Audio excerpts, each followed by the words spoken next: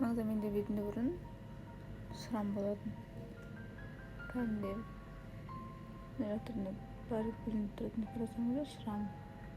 Мына полный, бірақ шрам болған ғой, полностью. Яғни бәрі шрам болған. CC'дің косметикасын пайдаланғалы 3 жылдан асты. 4-ші жылға кетіп жатыр биыл. Соны тұрақты қолданған арқасында менде осындай нәтижеге жеттім.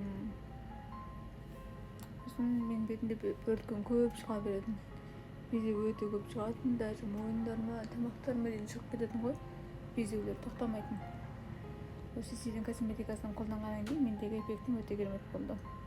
Әсіресе спрейі өте жақсы, уммуалкасын мен өзі қолданатын уммуалка спрей, белок нити, сосын шуда сирон крем бар, теріні ылғалдандыратын, сосын сывороткасы, тональный кремдер барлығын қолданамын.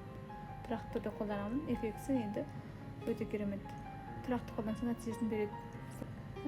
Беттерімізге күтімді күнделікті таңертең кешке 2 уақыт істеу керек. Өйткені неге күтімді істеу керек? Өйткені бізде беттеріміздегі майлық құрам мен сулық құрамды күнделікті тоқтап беріп отыруымыз керек.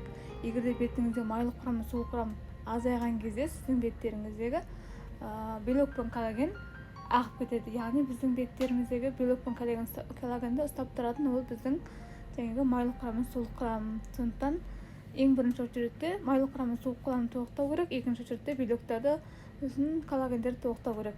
Дальше ары қарай жасыңызға байланысты.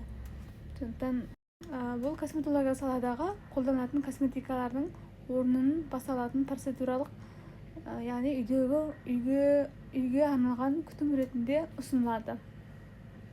Сондықтан CC-ні тұрақты пайдалансаңыздар, сіздерде эффектісін көретін боласыздар.